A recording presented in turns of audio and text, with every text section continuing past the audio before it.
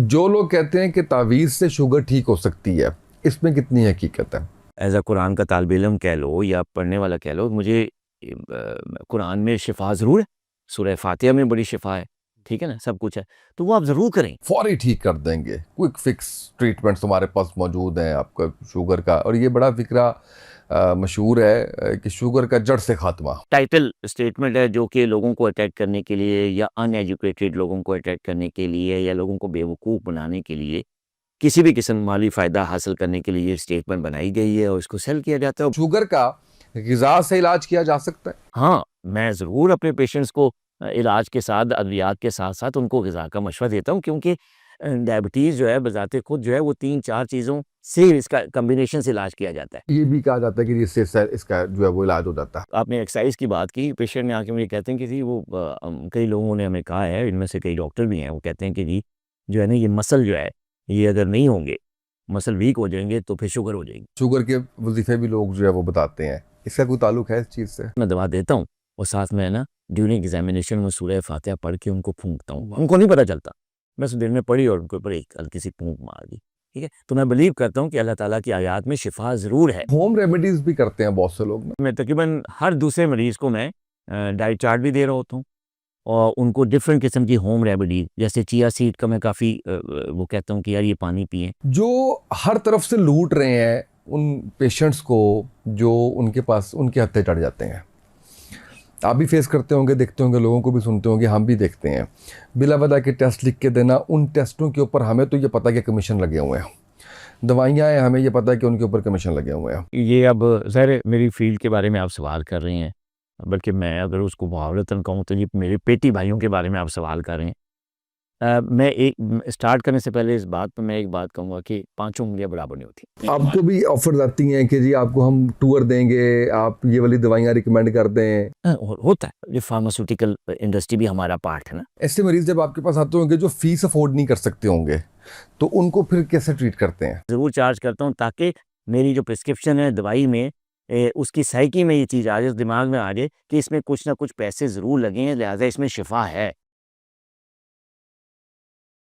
बिस्मिल्लाहिर्रहमानिर्रहीम, अस्सलाम वालेकुम। आप देख रहे हैं उसामा तैयब पॉडकास्ट। पहली दफ़ा ऐसा हो रहा है कि इतनी जल्दी आप देखेंगे कि हमारे इस पॉडकास्ट में कोई मेहमान दूसरी दफ़ा आए हैं। इवन जब हमने इंजीनियर मोहम्मद अली मदर साहब के साथ सीज़न 2 का आगाज़ किया था, तो वो भी 1 साल बाद हमने दोबारा उनके साथ पॉडकास्ट किया और आपकी खिदमत में पेश किया। लेकिन हम इतना मजबूर हो गए कि डॉक्टर शाहिद नदीम साहब को हमें कमोबेश 1 डेढ़ माह बाद ही दोबारा रहमत देना पड़ी और उनको ये गुज़ारिश करना पड़ी कि आप जब भी लाहौर आएँ, क्योंकि डॉक्टर साहब इस्लामाबाद में होते हैं, उनसे ये गुज़ारिश की कि जब भी आप लाहौर आएँ तो आपने हर सूरत हमारे पास आना है, क्योंकि शुगर के हवाले से, डायबिटीज़ के हवाले से जो आपकी खिदमात हैं, जो आप का तरीका इलाज है, उसकी ना तो कोई मिसाल मिलती है और दूसरी चीज़ ये है कि इतने अच्छे से गाइड करते हैं चीज़ों को लेके।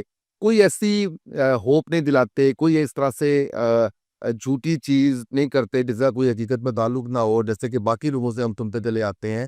तो बहुत से सवालात थे आपके इनकी पॉडकास्ट से, सवालात के एक अंबार थे जो मैं देख रहा था, तो उसमें भी हम चाह रहे थे कि बहुत सी चीज़ें जानें डॉक्टर साहब से। डॉक्टर साहब, बहुत शुक्रिया आपका, आप तशरीफ लाए, बड़ी खुशी हुई मुझे।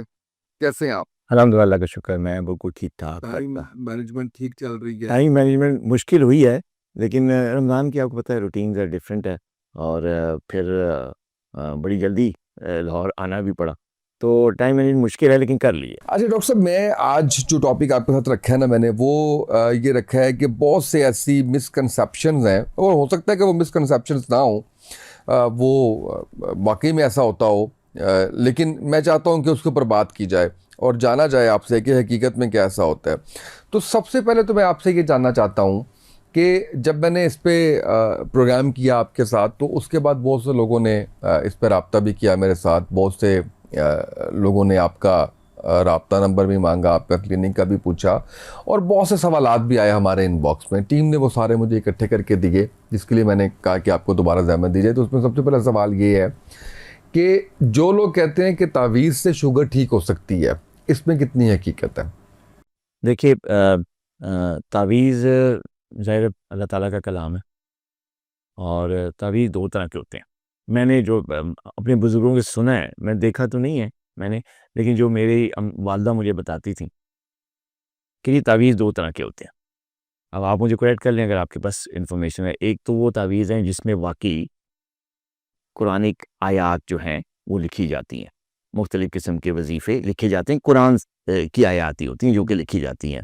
वर्ड्स के फॉर्म में या पूरी आयत लिखी जाती है, कभी आधी आयत लिखी जाती है, कोई एक वर्ड यूज़। दूसरे तावीज़ होते हैं कि उसमें कुरानिक लफ्ज़ नहीं होते। वो वैसे ही कोई अपने ही ईजाद करदा अल्फ़ाज़ जो है ना अरबी या उर्दू में लिख के जिसका कुरान से ताल्लुक़ नहीं होता वो लिखा जाता है। ऐसा भी होता होगा। मुझे वालदा बताती थी कि 2 तरह की तावीज़, तो वो तावीज़ों का इस्तेमाल किया जाता है, बाज़ों को घोल के पिलाया जाता है, बाज़ों को लटकाया जाता है गले में और कभी बाँधा जाता है, मुख्तलिफ़ तरीके होते हैं, आपको बेहतर पता होगा, लोगों को भी पता होगा। तो देखिए हम सब मुसलमान हैं और अलहम्दुलिल्लाह अल्लाह का शुक्र कि जितना मेरा मेडिकल साइंस से ताल्लुक़ है, उससे ज़्यादा मेरा ताल्लुक़ मज़हब से है, इस्लाम से। मैंने इसको पढ़ा भी है और कुरान के का तर्जुमा और तफ़सीर मैंने पूरी पढ़ी है और सुनी भी है। जी। अच्छा, अब क्योंकि इस्लाम का जानना ये नहीं है कि सिर्फ़ जो है ना उलमा हज़रात जो हैं या जो मौलवी हज़रात हैं, सिर्फ़ उन्हीं का फ़र्ज़ नहीं है। हम सब का बज़ाते मुसलमान, हाँ, हर मुसलमान का फ़र्ज़ है कि वो अपने मज़हब को समझे, जाने, उसको प्रैक्टिस करे। कुरान प्रैक्टिस करने के लिए आया। तो जहाँ तक ये बात है कि जी शुगर इसके तावीज़ों का ताल्लुक है कि नहीं है, बिल्कुल नहीं है। लेकिन एज़ अ मुसलमान, एज़ अ कुरान का तालिब इल्म कह लो या पढ़ने वाला कह लो, मुझे कुरान में शिफ़ा ज़रूर है। सूरह फ़ातिहा में बड़ी शिफ़ा है, ठीक है ना? सब कुछ है। तो वो आप ज़रूर करें, ये वो ज़रूर करें। लेकिन at the expense of treatment, कि आप ट्रीटमेंट जो है डिसकंटिन्यू कर दें और किसी कहने में आके भी कहें कि बस ये तावीज़ मैं पहन लूँ या इसको पी लूँ तो इससे शुगर ख़त्म हो जाएगी, ये इलाज हो जाएगा या मैनेज हो जाएगी, तो ऐसा नहीं। आपके कुरानी आयात में, कुरानी सूक्तों में शिफ़ा है, ज़रूर है, लेकिन इलाज करना, डॉक्टरी मशवरे पे अमल करना ये सुन्नत है। बिल्कुल। ठीक है जी? तो ये दोनों को पैरेलल लेके चलना चाहिए। जहाँ तक ये आपने क्वेश्चन किया कि जी जो वज़ीफ़ों से या कुरानी आयात से या तावीज़ों से इसका इलाज मुमकिन है, तो ऐसा बिल्कुल नहीं। ये अनएथिकल बात। अच्छा, एक हम बड़ा देख रहे हैं आजकल, वो गालिबन अताई डॉक्टर्स ही होंगे जो ये कहते हैं कि हम इसको फौरी ठीक कर देंगे, क्विक फिक्स ट्रीटमेंट्स हमारे पास मौजूद हैं आपका शुगर का। और ये बड़ा फ़िक्रा मशहूर है कि शुगर का जड़ से ख़ात्मा। तो क्या ये अताई डॉक्टर कहते हैं या वाक़ई कुछ ऐसा होता है कि शुगर का जड़ से ख़ात्मा भी हो जाए और फौरी हो जाए? देखिए, ये जो क्विक फिक्स, फौरी हो जाना और जड़ से ख़ात्मा हो जाना, ऐसा मुमकिन नहीं है। हाँ, मैंने शायद कई पॉडकास्ट में या वीडियोज़ में कहा भी है, अपने वीडियोज़ में भी, कि देखें डायबिटीज़ की मुख्तलिफ़ टाइप्स हैं। टाइप 1 है, टाइप 2 है, प्री डायबिटीज़ है। लास्ट पॉडकास्ट में हमने काफ़ी तफ़सील में डिस्कस भी किया। देखिए जो आपकी टाइप 1 डायबिटीज़ है और जो टाइप 2 डायबिटीज़ है, those 2 are most famous types जो हैं, यही 2 हैं, टाइप 1 और टाइप 2।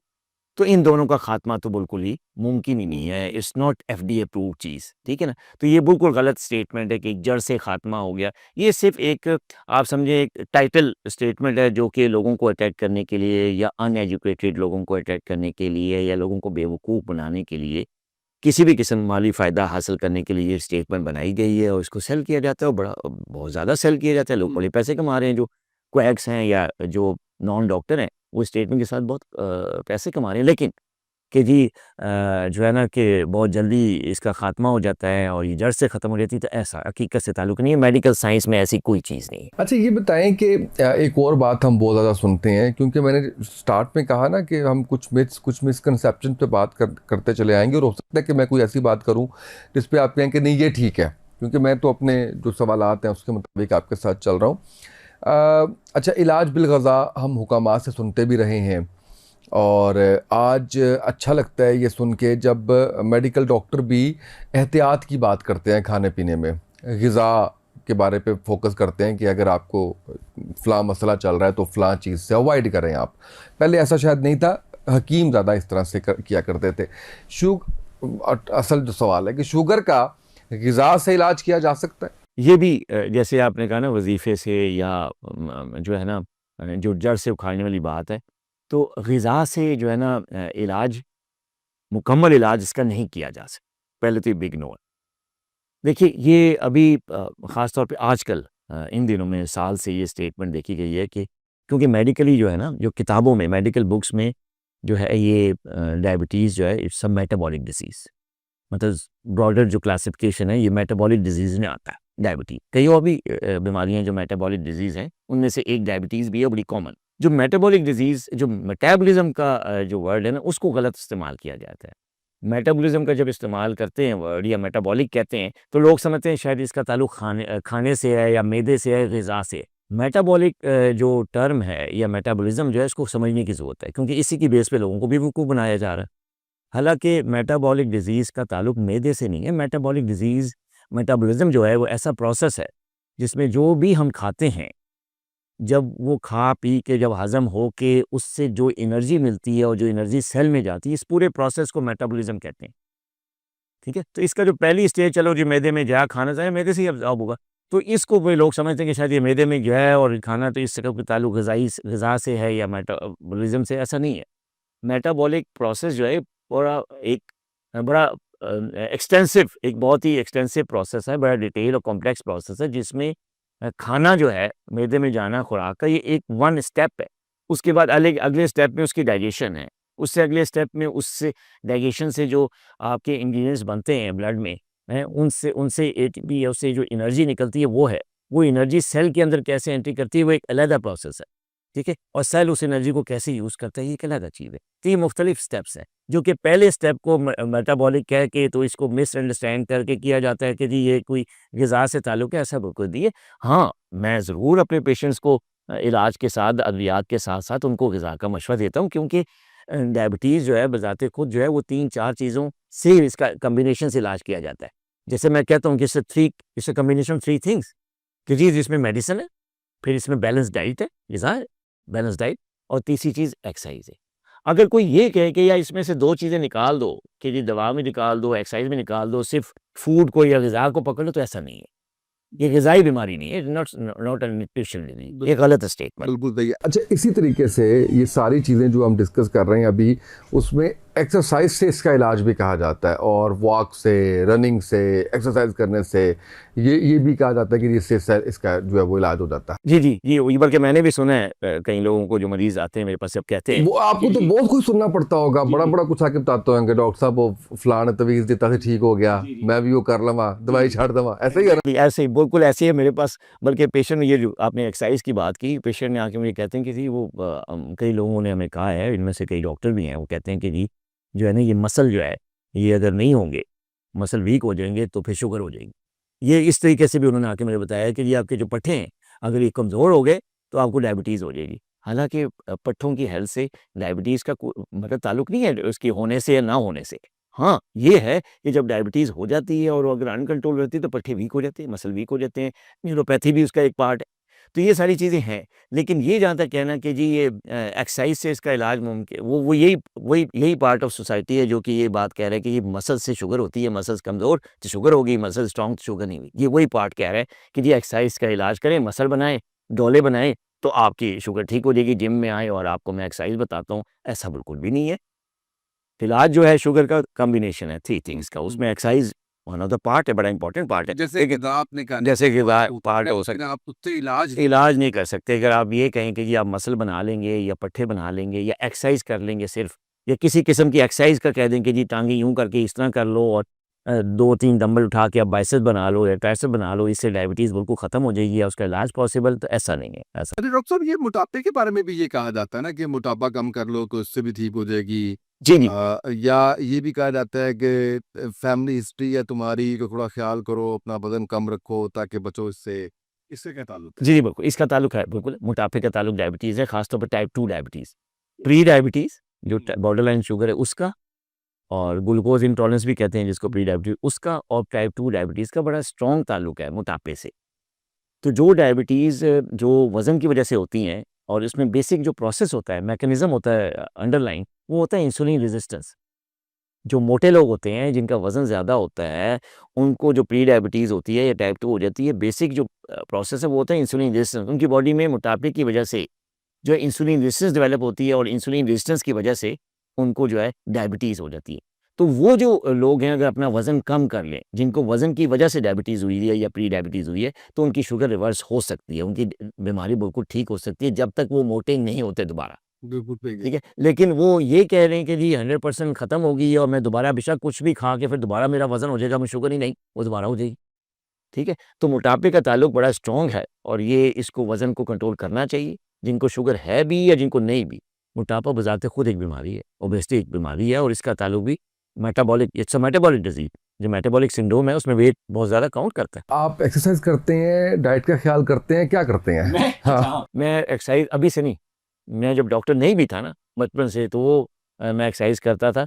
मुझे बल्कि मैं आपको एक वाक़या सुनाता हूँ अपनी लाइफ़ का। उस वक़्त मैंने अभी मैट्रिक में तो पोज़ीशन ली, तो वो अखबार में तस्वीर-वस्वीर आ गई। और उन ज़माने में अखबार ही होता था, तो वो बड़ी बात थी। हाँ, एक टीवी पीटीवी होता था जो कि 9 बजे तक ख़त्म हो जाता खबरें सुन के। लेकिन एक अखबार होता था, अखबार में वो जो मैट्रिक में मेरी बोर्ड में पोज़ीशन आई तो फिर मैंने जब अखबार में आया तो ज़ाहिर है जो रिश्तेदार हैं, जो जानने वाले हैं, अम्मी-अब्बू के रिश्तेदार, दोस्त यार अहबाब सब ने मुबारकबाद देनी शुरू की। तो उस हवाले से फिर एक बात चीज़ और भी हुई कि जो लोग जानने वाले थे हमारे उन्होंने कहा कि जी यार हमारा बेटा भी मैट्रिक में है या वो भी डॉक्टर बनेगा और ये करेगा जैसे आपका बेटा बनने जा रहा है, तो आप अपने बेटे से कहें कि हमें थोड़ी देर ट्यूशन पढ़ाएँ। तो उन दिनों से मैं एक्सरसाइज़ कर रहा हूँ, बिफोर मैट्रिक, ठीक है ना? और उन दिनों मुझे अच्छी तरह याद है एक बड़ा छोटा-सा जिम का इतना जितने आजकल जिम होते हैं उधर जिम इतने कॉमन नहीं होते थे। एक बड़े छोटे से कमरे में एक घर में वो जिम बना हुआ था मेरे घर से थोड़े से फासले पे। तो मैं बाइक पे वहाँ जाया करता था सुबह अर्ली मॉर्निंग बिफोर ब्रेकफास्ट। क्योंकि फिर बाद में फिर पढ़ाई का फिर स्कूल और ये वो टाइम नहीं होता तो मैं जाया करता था। तो एक ट्यूशन के लिए एक जानने वालों ने मेरे अम्मी-अब्बू से कॉन्टैक्ट किया कि जी अपने बेटे से कहें पढ़ाएँ। उनका टाइम ही नहीं बच्चा पढ़ रहा है आगे तो तुम्हारे बच्चों को पढ़ाए। तो उन्होंने कहा कि अच्छा सुबह-सुबह आ जाएगा फ़जर की नमाज़ के बाद। तो उन्होंने फिर मुझसे राब्ता किया मामा कि यार एक जानने वाले हैं, बड़ा कह रहे हैं कि उनके 2 बच्चे हैं, उधर पढ़ा लो तो उनकी पोज़ीशन आ जाएगी तो तुम ट्यूशन के पैसे ले लो और तुम ज़रा स्कूल से पहले-पहले फ़जर के बाद ही पढ़ा दो फिर तुम स्कूल चले जाओ या कॉलेज चले जाओ। तो मुझे उन्होंने कहा मैं कहा नहीं जी मेरा तो जिम है, मैं तो एक्सरसाइज़ करूँगा। मैं तो उस टाइम ज़ाहिर है फ़जर के बाद मैं एक्सरसाइज़ करने जाता हूँ और अगर मैंने वो ना की उस टाइम पे तो मेरे पास कोई टाइम ही नहीं है। शाम को फिर हमने जल्दी सोना होता है, सुबह कॉलेज जाना। तो वो चीज़, तो मुझे अच्छी तरह याद है कि फिर मैंने वो जो पेशकश है वो रद्द की। अपनी वालिदा की बात मैंने नहीं मानी। मुझे अभी आजकल भी उसका अफ़सोस है। अभी मज़ाक में मम्मी ने उनको कह दिया कि यार वो बच्चा एक्सरसाइज़ करता है, उन्हें डोले-शोले बनाने होते हैं, तो तुम मत पिलाना, तो तुम उसको रहने दो। तो ये मुझे अच्छी तरह याद है। तो मैं बचपन से एक्सरसाइज़ कर रहा हूँ। अभी की बात नहीं और अभी भी अल्लाह का शुक्र है अल्हम्दुलिल्लाह। मैं यही कहता हूँ कि इस्लामाबाद जो है ना इस्लामाबाद जहाँ मेरी रिहाइश है, शुरू से मैं पैदा भी वहीं हुआ। तो इस्लामाबाद का कोई ऐसा जिम नहीं है जिसकी मेंबरशिप मेरे पास ना हो। ठीक है? तो करीब-तरीन जहाँ भी हम गए, वहाँ मैंने ले ली मेंबरशिप ले ली, तो अब जो जहाँ पे मैं करीब-तरीन मैं वहाँ जाता हूँ और मैं करता हूँ एक्सरसाइज़। बिल्कुल सही है। अच्छा जैसे अभी मैंने तावीज़ की बात की थी, बाकी चीज़ों पे बात की थी, वज़ाइफ़ भी पूछे जाते हैं। अभी आजकल टीवी पे एक मौलाना आज़ाद साहब हैं, वो काफ़ी ज़्यादा एक्सप्रेस न्यूज़ पे कर रहे हैं, प्रोग्राम कर रहे हैं और काफ़ी वायरल हैं वो। उन्होंने इवन ये भी बताया है कि आपका बिजली का मीटर जो है उसका बिल कैसे कम आएगा, उसका वजीफ़ा भी बताया उन्होंने। हाँ, वो भी बताया है। तो इस तरह से शुगर के वजीफ़े भी लोग जो है वो बताते हैं। इसका कोई ताल्लुक है इस चीज़ से? देखिए, मैंने फिर बताया कि अल्लाह के नाम में, कुरानी आयात में बहुत बरकत है। मैं खुद जो है ना कुरान का तालिब इल्म भी हूँ, पढ़ा भी है, सारा कुछ है, बहुत बरकत है और शिफ़ा भी है। सूरह फ़ातिहा में तो मैंने प्रैक्टिकली जो है वो मैंने जब मरीज़ ठीक नहीं होते मेरी दवा से, मैं दवा देता हूँ और साथ में ना ड्यूरिंग एग्ज़ामिनेशन में सूरह फ़ातिहा पढ़ के उनको फूँकता हूँ। उनको नहीं पता चलता। बस दिल में पढ़ी और उनके ऊपर एक हल्की-सी फूँक मार दी। ठीक है? तो मैं बिलीव करता हूँ कि अल्लाह ताला की आयात में शिफ़ा ज़रूर है। लेकिन ये बात कि जी आप ये वज़ीफ़ा कर लो, दवाइयों को छोड़ दो और आपकी शुगर ख़त्म हो जाएगी, आपकी बीमारी चली जाएगी, तो ऐसा नहीं है। आप मुझे वैसे ही लगता है इलाज के साथ-साथ मैं ऐसे जैसे कहता हूँ ना कि आपके यहाँ कट लगे और आपका खून निकल रहा है, तो आप वज़ीफ़ा कर रहे हैं, आप तावीज़ कर रहे हैं, उसको वो जो ट्रीटमेंट की ज़रूरत है ना, वो उस टाइम पे ज़रूरत है। वो हील जल्दी कर जाएगा। दवाइयाँ अच्छा असर कर लेंगी, अच्छा असर कर हीलिंग प्रोसेस बेहतर हो जाएगा, करेगा नहीं, बिगड़ नहीं, कोई कॉम्प्लिकेशन नहीं होगी, कॉम्प्लिकेशन नहीं है। बरकत आएगी, आपकी ज़िंदगी भर की टाइम बचेगा। बिल्कुल ऐसे ही है, लेकिन उसका ट्रीटमेंट उसका जो ठीक है, वो तो उस टाइम कोई नहीं ये बात करेगा जी। कि इस पे फूँक मार लेते हैं, जी, जी। ये खून बंद हो जाएगा। उस टाइम सब भागेंगे, डॉक्टर की तरफ भागेंगे। जी, जी। बाकी चीज़ों पे हम कह रहे होते हैं।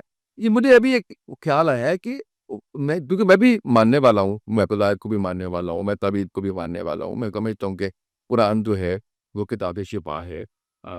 बिल्कुल हम सबको पढ़ना चाहिए, हम सबको जो है वो अमल भी करें, अमल भी करना अमल करें। अमल भी करना चाहिए।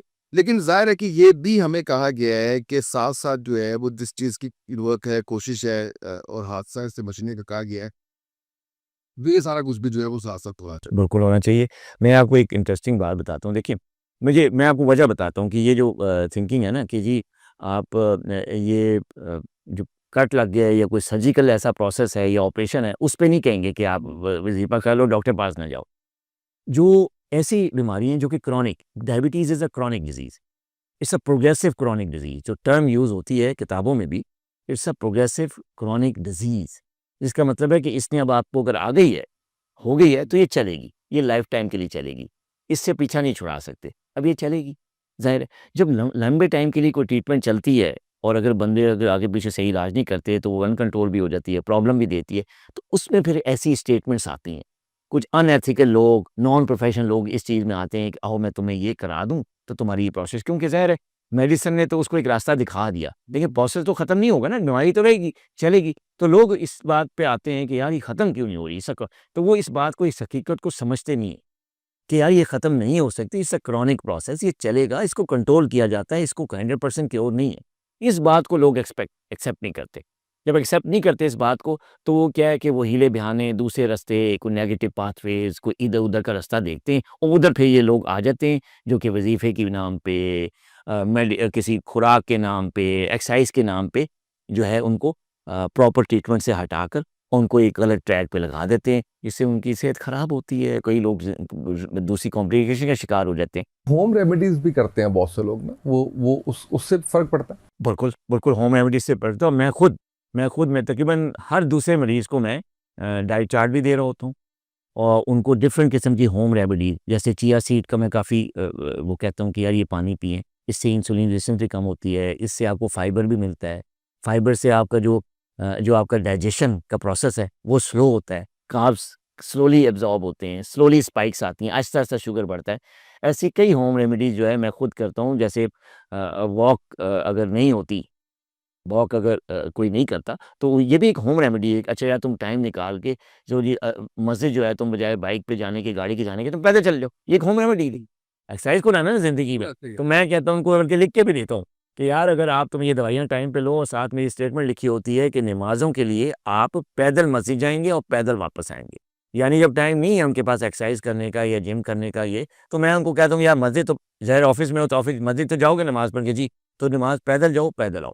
और फिर उनको मैं ये भी मशवरा देता हूँ कि यार पार्किंग में गाड़ी खड़ी करनी है तो जहाँ जाना है उससे दूर गाड़ी खड़ी करो ताकि वापस आते हुए और जाते हुए तुम्हें टाइम लगे, तुम वॉक करो। तो ये होम रेमेडी। इसी तरह खाने-पीने की कई चीज़ों के मशवरे देता हूँ। उनको मल्टीग्रेन आटे का मशवरा देता हूँ। उनको जनाब कई किस्म के आटे में बनाने का तरीका भी बताता हूँ। तो क्या है? ये होम रेमेडीज़ है। बिल्कुल। लेकिन अगर मैं उनको ये नहीं कहता कि ये दवाइयाँ छोड़ो और ये वाली रेमेडी लो, इससे तुम्हारी शुगर का खात्मा हो जाएगा, ऐसा नहीं है, इसका हकीकत से कोई ताल्लुक नहीं। बिल्कुल सही है। अच्छा डॉक्टर साहब, चलिए थोड़ा सा आपके आपके बारे में बात कर लें। मुझे ये बताइए बताइए कि जब डॉक्टर बन रहे थे तो कितनी मेहनत कर रहे थे, कितना पढ़ रहे थे? क्योंकि टॉपर थे ना, जी, जी। तो वो उसको फिर जो है वो कंटिन्यू किया आपने, उसको लेके चले आगे तक। देखिए डॉक्टरी में, मेडिसिन में ना देखें, आपको ना टॉप मेरिट में आना पड़ता है। आपको टॉप मेरिट में आना पड़ता है तभी आपको एडमिशन्स मिलते हैं, ख़ासतौर पे सरकारी इदारों में, सरकारी मेडिकल कॉलेज में। तो उसके लिए पढ़ाई तो बहुत मुश्किल है। मेडिकल कॉलेज आने से पहले भी ये पढ़ाई बहुत ज़्यादा करनी पड़ती है और जब आप मेडिकल कॉलेज में आ जाते हैं, तब भी पढ़ाई बहुत ज़्यादा करनी पड़ती है। क्रिकेट से भी बड़ा जुनून था आपको? अभी भी कभी मौका मिले तो बच्चों के साथ खेलता हूँ मैं क्रिकेट, हाँ। वो भी कुर्बान कर दिया आपने इस फील्ड में आने के लिए? जी, जी, मैं काफ़ी शौक था मुझे क्रिकेट का और बल्कि गर्मियों की छुट्टियों में जब बड़ी ज़बरदस्त टॉप की गर्मी होती है ना, जब धूप लग रही होती है, हम जो है ना, वो खेल रहे होते थे गली में और ग्राउंड में जाके क्रिकेट और अम्मी हमें कह रही होती थी कि यार तुम्हारा रंग काला हो जाएगा, क्यों तुम इस धूप में और गर्मी में तुम क्रिकेट खेल रहे हो? तो अम्मी को हम बड़ी मिन्नतें करके कहते हैं, अम्मी छुट्टियाँ हैं, थोड़ा-सा खेलने दे दें। तो इस हद तक हमें शौक था क्रिकेट का, मुझे बहुत शौक था और कॉलेज लेवल तक भी रहा, लेकिन जैसे-जैसे डॉक्टरी फील्ड में आए, तो आपको पता है टाइम नहीं होता, तो फिर मुझे क्रिकेट को खैर बात करना पड़ा, लेकिन अभी भी कभी मौका मिले तो हम शौक पूरा कर लेते हैं। फर्स्ट जॉब जब डॉक्टर बने तो उसके बाद कौन सी थी? डॉक्टर बनने के बाद फर्स्ट जॉब जो है वो प्राइवेट एक हॉस्पिटल में थी और उसमें तो ज़ाहिर है जैसे नाइट शिफ्ट्स होती हैं, सारा कुछ है। जब भी आप जूनियर डॉक्टर होते हैं तो आपको रातों को भी काम करना पड़ता है और बाज़ औक़ात आपकी जब नाइट नहीं भी होती, तो आपको एक कॉल आती है। मुझे अच्छी वाक़या याद है कि मैं सोया हुआ था, ये जब प्राइवेट जॉब कर रहा था, अभी मैं नया-नया डॉक्टर बना था और मैंने सारी नाइट ड्यूटी करके आके तो बड़ी सुकून से सोया था और सोच के सोया था कि यार शुक्र है कि देर से बाद एक नाइट आई कि मैं सोया हूँ। और यकीन करें कि वो जो है ना वो उस वक़्त मेरे पास सेल फ़ोन नहीं होता था, वो पीटीसीएल का फ़ोन नहीं होता, तो वो बजा।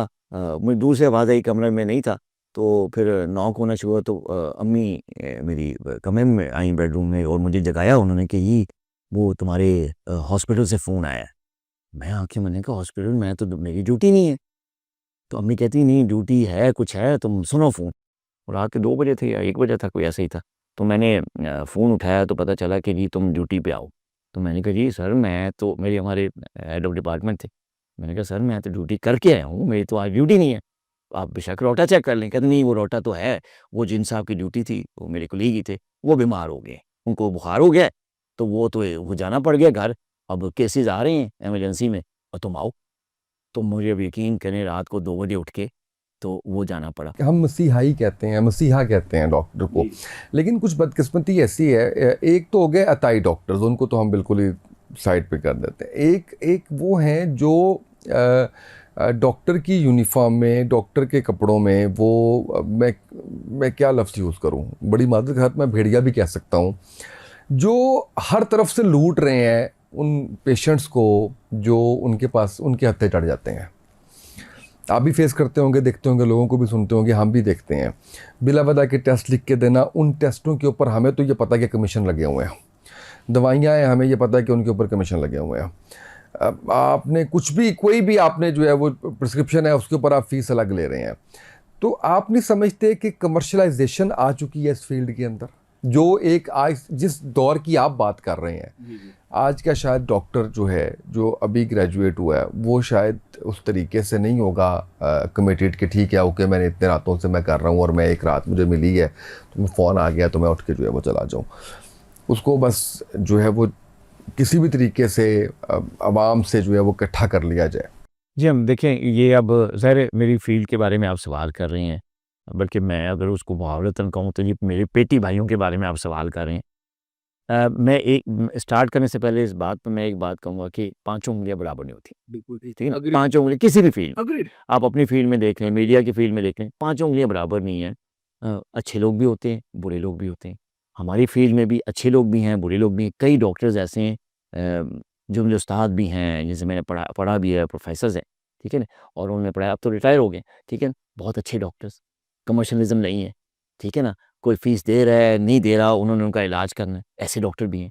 और कुछ ऐसे डॉक्टर भी हैं, कमर्शियलिज़्म का ज़िक्र किया कि वाक़ई आपने सही कहा, मेरे तजुर्बे में ऐसी बातें हैं, जो कि जिनका अब जो है ना करता-धरता जो है वो पैसा हो गया।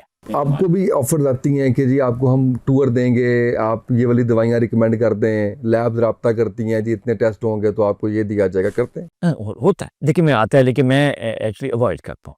मैंने अपने क्लिनिक पे भी हॉस्पिटल में जहाँ पर मैं रहा, वहाँ पे मेरी कोशिश होती थी कि मैं अवॉइड करूँ। जूनियर डॉक्टर्स के साथ उनकी मीटिंग करवा देना, या तुम मिल लो। मीटिंग्स भी ना करवाया करें। ये फार्मास्यूटिकल इंडस्ट्री भी हमारा पार्ट है ना, हमारा पार्ट है। दवाइयाँ हम लिखते हैं। लेकिन वो जिस उस पे चला हुआ ना, देखिए जैसे जैसे मैंने 15 साल इलेक्ट्रॉनिक मीडिया किया, तो मैं अलग कहता हूँ कि मीडिया की जो बुनियाद है ना वो गलत है। वो बुनियाद ये है कि सरकार इश्तिहार दे तो हमारा चैनल चलेगा, हालांकि ये कोई फार्मूला नहीं होना चाहिए। आपको अपना कोई एक जो इनकम है वो जनरेट करने के नए तरीके, वो सारा कुछ आपको देखना पड़ेगा। प्राइवेट सेक्टर से आप, कॉर्पोरेट से आप एड्स लें, आप सारा कुछ करें।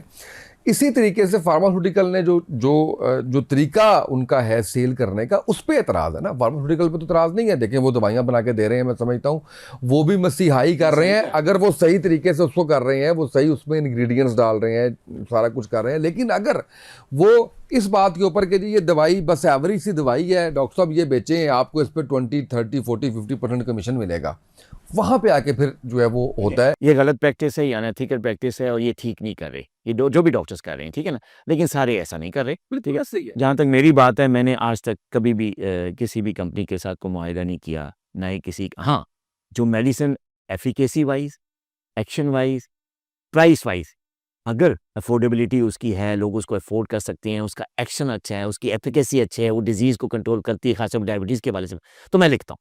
मैं वो बहुत लिखता हूँ, क्योंकि मुझे पता है उससे लोगों का फ़ायदा है। तो मैं जिस दवाइयों से लोगों का फ़ायदा है, मैं बगैर किसी बेनिफिट के, मैं बगैर किसी कंपनी से मीट करके मैं वो लिखता हूँ।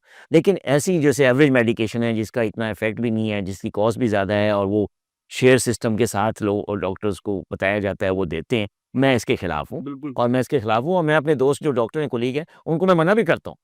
जब हम बैठे होते हैं ना अपनी मीटिंग में और सवाल है कि यार तू बस इस कंपनी की दवाई ना ले कि इसमें कोई फ़ायदा नहीं है। तो वो अगर कहता भी है, हम मना करते हैं कि यार नहीं, तू इस तरह ना कर, ये ठीक बात नहीं है, इट्स अनएथिकल और ये अल्लाह ताला इसको जवाब देना पड़ेगा। ऐसे मरीज जब आपके पास आते होंगे जो फीस अफोर्ड नहीं कर सकते होंगे, तो उनको फिर कैसे ट्रीट करते हैं? देखिए, ये बहुत बड़े बड़े पेशेंट्स होते हैं जो गरीब लोग आते हैं और क्योंकि मैं फ़ेमस डायबिटोलॉजिस्ट हूँ और काफ़ी एक्सपीरियंस्ड हूँ और one of the top diabetologist, मुझे अल्लाह का शुक्र है इस बात पे। अल्हम्दुलिल्लाह। तो आते हैं लोग कि जो कि फ़ीस अफ़ोर्ड नहीं कर सकते, आप यकीन करें कि मैं उनको काफ़ी काफ़ी हैवी डिस्काउंट इवन कि अगर हज़ारों में अगर फ़ीस है, तो मैं उनसे कहता हूँ कि यार तुम ₹100 दे दो, ₹200 दे दो, सिर्फ़ टोकन मनी। इसलिए कि एक साइकी है कि अगर आपको कोई फ्री दवाई देता है ना, ये आपने सुनी होगी साइकी, और ये मेरी वालदा कहती थी मुझे, मेरी वालदा और मेरे वालिद साहब कहते थे कि जब वो बीमार होते थे, उनको अपनी डिस्पेंसरी में जाना पड़ता था, तो सरकारी डिस्पेंसरी में उसमें सरकारी डिस्पेंसरी सरकारी अस्पताल में जाते थे, बगैर फ्री ट्रीटमेंट के दवाइयाँ ले आते थे। और अक्सर मुझे कहते थे, "यार ये फ्री दवाई है, ए मैनू नहीं आराम देंदा।" तो मैंने कहा, "अच्छा जाके प्राइवेट कहीं से ले लो।" तो प्राइवेट लेती थी तो 2 दिन में ठीक हो जाती थी। तो मैंने कहा, "ये क्या चक्कर है दवाई?" तो उन्होंने भी वही कहा, "नहीं जी, ये जो सरकारी फ्री की दवाई होती है, इन्हें असर नहीं करती।" ये उनकी स्टेटमेंट होती। हालाँकि मैं इसका कोई टेक्निकल से ताल्लुक नहीं है, लेकिन उनका ये है कि आम फ़हम मेरे भी बिलीव यही है कि ये जो फ्री दवाइयाँ होती हैं ना, ये असर नहीं, तो ये एक स्टिग्मा है कि जो फ्री की दवाई है तो वो, तो इसलिए मैं थोड़ी-सी पैसे 100, 200, 300 जो उसकी जेब में जा देती, जो गरीब पेशेंट मेरे पे, तो मैं ज़रूर चार्ज करता हूँ ताकि मेरी जो प्रिस्क्रिप्शन है दवाई में उसकी साइकी में ये चीज़ आ जाए, दिमाग में आ जाए कि इसमें कुछ ना कुछ पैसे ज़रूर लगे हैं, लिहाज़ा इसमें शिफ़ा है, ताकि वो मुझ पे ट्रस्ट करके, दवाई पे ट्रस्ट करके दवाई ले ज़रूर, इस्तेमाल ज़रूर करे। बहुत सी आपकी ऐसी होती हैं बीमारियां जिनका आपकी नफ्सियात से बड़ा गहरा ताल्लुक होता है। जैसे स्ट्रेस का ख़ासकर अगर देखा जाए तो जितना आप सोचेंगे, जितना आप ओवर थिंक करेंगे, उतना आप स्ट्रेस आउट हो जाएंगे, उतनी आप परेशानी और वो सारा कुछ होगा। ऐसे ही आपको कहीं दर्द हो रहा है, सर में हल्का सा दर्द है, तो आपने एकदम सोचना और फील करना शुरू कर दिया कि मुझे बहुत ज़्यादा दर्द हो रहा है, बहुत ज़्यादा हो रहा है, तो वो हो जाएगा। इवन ब्लड प्रेशर के बारे में भी कहते हैं कि बार बार ना चेक करें, आपको वो उस कंडीशन में जाके आपको होता है। शुगर का भी इससे कुछ ताल्लुक है? शुगर का स्ट्रेस से बहुत ज़्यादा ताल्लुक है। नफसियाती किसी उससे कि आप हर वक्त यही सोच रहे हैं कि हो जानी है मैनू, या हो गई है मैनू, हुण ऐ भी छड़ देवां, हुण ऐ भी कर लवां, ऐसा भी कुछ होता है? ये पेशेंट होते हैं, ऐसे पेशेंट होते हैं जो कि इनकी फैमिली में बड़ी क्लोज़ फैमिली में डायबिटीज़ है, अम्मी को भी है, अब्बू को भी है, बहन-भाइयों को भी है, चेक कर रहे होते हैं। तो उनको ये डर होता है कि मुझे भी ना हो जाए, जैसा होता है, और बार-बार वो चेक कर रहे होते हैं। लेकिन ज़रूरी नहीं है कि उनको फैमिली हिस्ट्री का, उनका लाइफ़स्टाइल ठीक है और उनका वज़न भी नॉर्मल है, वो उनका खाना-पीना भी ठीक है, वॉक और एक्सरसाइज़ भी कर रहे हैं। सिर्फ़ इस बात में से वो है कि यार मेरी फैमिली हिस्ट्री में है, मेरी अम्मी को भी है, तो मुझे ज़रूर हो जाएगी। तो इसका भी है, होता है। और जो लोग ज़्यादा सोचते हैं कि जी अगर मुझे हो जाएगी, तो इसके साथ भी साइकोलॉजिकल लिंक है कि उनको हो भी सकती है। क्योंकि देखिए स्ट्रेस का ताल्लुक डायबिटीज़ से बहुत है। तो जो बंदा सोचता है कि मुझे हो जाएगी, इसका मतलब एंग्ज़ायटी है ना, स्ट्रेस है ना। हाँ, तो जो स्ट्रेस ले तो स्ट्रेस से शुगर का बहुत ज़्यादा गहरा ताल्लुक है और कई लोगों को स्ट्रेस की वजह से डायबिटीज़ हो जाती है। और मैंने कई मेरे एक्सपीरियंस में ऐसे पेशेंट्स आए हैं, जिनका स्ट्रेस खत्म हुआ, नॉर्मल हो गई शुगर। वो सिर्फ़ स्ट्रेस की वजह से उनको डायबिटीज़ हुई थी क्योंकि स्ट्रॉन्ग फैमिली हिस्ट्री थी।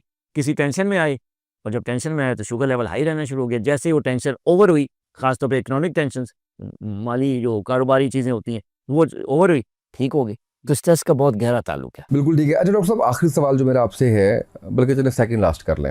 आखिरी ये है, टाइम से है तो फैमिली को कैसे टाइम देते हैं? फैमिली को देखें, इतनी बिज़ी रूटीन में देते जो हैं है ना, टाइम? नहीं टाइम मैं देता हूँ, क्योंकि मैं हफ़्ते में 1 दिन छुट्टी करता हूँ, संडे, और ये मैं करता हूँ। और वो पूरा दिन घर वालों के लिए होता है? देखिए वो पूरा दिन घर वालों के लिए, सोच लें डॉक्टर साहब, ये ना हो कि वो भी दोस्तों में गुजार आते हो। पूरा दिन घर वालों के लिए होता है, लेकिन कभी-कभी, कभी महीने में 1 दफ़ा या 2 महीने में 1 या 2 दफ़ा जो है ना दोस्तों को भी टाइम देना पड़ता है। वो ज़ाहिर है वो भी फैमिली का हिस्सा ही होते हैं। दोस्त आपके बचपन के जो हैं, मैं तो उनको फैमिली ही समझता हूँ।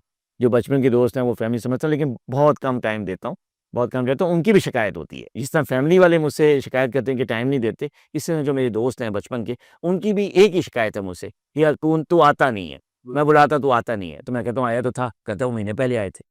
तो अब तो मतलब मैं टाइम देता हूँ सबको, लेकिन लिमिटेड टाइम होता है, लेकिन फैमिली के लिए मेरे टाइम कम है, मैं मानता हूँ इस बात का। और मैं कहता भी हूँ कि फैमिली इतनी बिज़ी रूटीन में मेरे लिए बहुत मुश्किल है टाइम देने के लिए। मेरी कोशिश होती है कि हफ़्ते में 1 दिन उनके साथ टाइम स्पेंड करूँ। और फिर मैंने एक तरीका निकाला है, वो आपको भी कहूँगा अपने दोस्तों से, कि मैं ना बच्चों को खुद छोड़ने जाता हूँ स्कूल। तो वो जो टाइम होता है ना सड़क पे, ज़ाहिर है आजकल थोड़े फासले भी हैं, गाड़ी में टाइम तो वो जो टाइम है मैं यूटिलाइज़ करता हूँ, उनके साथ डिस्कशंस करता हूँ। बड़ा बेहतरीन टाइम वो होता है। टाइम वो मैं डेली देता हूँ। आखिरी सवाल ये है कि हम जब आए ना मीडिया में, तो हमें ये पता चला कि मीडिया एक ऐसी फील्ड है जिसमें आपको रोज़ाना की बुनियाद पे बहुत कुछ पढ़ना पड़ेगा, रिसर्च करना पड़ेगी। फिर आहिस्ता आहिस्ता एहसास हुआ नहीं, ऑलमोस्ट हर फील्ड ही ऐसे ही है। लॉ वाले भी यही कहते हैं, आपके कॉर्पोरेट वाले भी यही कह रहे होते हैं। नई नई चीज़ें आ रही हैं, फिर एकदम आपको पता है डिजिटलाइज हो गया सारा कुछ, तो सारा कुछ उसके मुताबिक देखना पड़ता है। डॉक्टर्स को तो मुझे लगता है कि वैसे ज़िंदगी भर पढ़ना पड़ता है, तो उस वो जो नई रिसर्च और इन चीज़ों को इनको कितना टाइम देते हैं आप? मैं बिल्कुल, ये बड़ी अच्छी बात है, नई रिसर्च आ रही है, मेडिसिन में बहुत ज़्यादा आ रही हैं, नई-नई दवाइयाँ आ रही हैं, नए-नए इलाज आ रहे हैं, नई-नई थेरेपीज़ आ रही हैं, नए-नए फार्मूज़ आ रहे हैं, तो मैं ज़रूर टाइम देता हूँ इसको। टाइम ज़ाहिर है कम होता है, लेकिन मैं मेरे पास रिसर्चेज़ आती हैं डिफरेंट प्लेटफ़ॉर्म से। मैं खुद खुद कई प्लेटफ़ॉर्म्स का पेड मैं मेंबर भी हूँ, जहाँ पे नई रिसर्च हो रही होती है। मुझे पढ़नी पड़ती है, ज़ाहिर है पैसे दिए होते हैं आपको पढ़ाते, तो उसके लिए टाइम निकालना पड़ता है मुझे। और मैं अपनी कभी प्रैक्टिस के दौरान या क्लिनिक से उठने से पहले कोई आधा घंटा, पौना घंटा उन पेपर्स को देता हूँ पढ़ने में, वो मैं टाइम लगाता हूँ। बाज़ औक़ात नहीं टाइम मिलता तो पूरे हफ़्ते बाद कोई दिन ऐसा निकालना पड़ता है जिसमें मैं टाइम देता हूँ, तो मुझे डॉक्टर्स को देना पड़ता है टाइम मेरी रिसर्च को। ऐसा नहीं है, क्योंकि अगर हम नहीं देंगे टाइम तो हम थोड़ा पीछे रह जाएँगे। तो मेरा क्योंकि नए जो मॉडर्न तरीका इलाज है उस पे बड़ा बिलीव भी है, मेरी प्रैक्टिस में भी है हर चीज़, और मैं पेशेंट्स को नई-नई जो है वो थेरेपी से उनका इलाज करता भी हूँ, तो लिहाज़ा मुझे पढ़ना पड़ता है। तो पढ़ना पड़ता है ताकि अगर नहीं पढ़ूँगा तो फिर अपडेट नहीं हो सकेगी ना सारी चीज़। तो मैं पढ़ना पड़ता है, मैं टाइम निकालता हूँ। मुश्किल होता है लेकिन निकालता हूँ। डॉक्टर साहब बहुत शुक्रिया आपका, आप तशरीफ़ लाए। मैं ये समझता हूँ नाज़रीन के आज का भी जो हमारा पॉडकास्ट है वो बड़ी शानदार रहनुमाई थी। ख़ासकर ऐसी प्रैक्टिसेस जो हो रही हैं शुगर के ख़ात्मे के लिए, चाहे वो डॉक्टर्स की तरफ से की जाए, चाहे वो आप अपनी कम इल्मी की वजह से कर रहे हों या कोई भी वजह हो, तो वो करते रहें। हम ये नहीं कहते कि वो ना करें, लेकिन उसके साथ साथ जो उसकी मेडिकेशन या बाकी चीज़ें डॉक्टर साहब जैसे बताई हैं वो आप ज़रूर कीजिए। डॉक्टर साहब से एक बड़ा अच्छा एक ताल्लुक़ जो है वो बिल्कुल भाइयों वाला बन चुका हुआ है हमारा। तो आपसे एक गुजारिश ये है कि आपके जो सवालात वगैरह हों, वो सवालात आप ज़रूर अपने भेजें हमें, और आप कमेंट कर दें हमारी वीडियोस पे, या आप हमें इनबॉक्स कर दीजिए, या डॉक्टर साहब का जो पेज है डॉक्टर शाहिद नदीम के नाम से, जिस पे माशाल्लाह 2.7 मिलियन फॉलोअर्स हैं, मेरे ख्याल 2.8 मिलियन होने वाले हैं, आप उस पर डायरेक्ट क्लिक कर लें। डॉक्टर साहब के नंबर्स भी मौजूद हैं वहाँ पे, आप उनसे भी जो है वो पता कर सकते हैं। अगले हम जिस पॉडकास्ट में बैठेंगे, तो अगर आप लोगों के क्वेश्चन इस पे आए जो आप जानना चाहेंगे, तो वो ज़रूर हम डॉक्टर साहब के सामने रखेंगे, ताकि आपको उस हवाले से भी रहनुमाई मिल सके। आज के पॉडकास्ट से इतना ही, इजाज़त दीजिए, अल्लाह हाफ़िज़।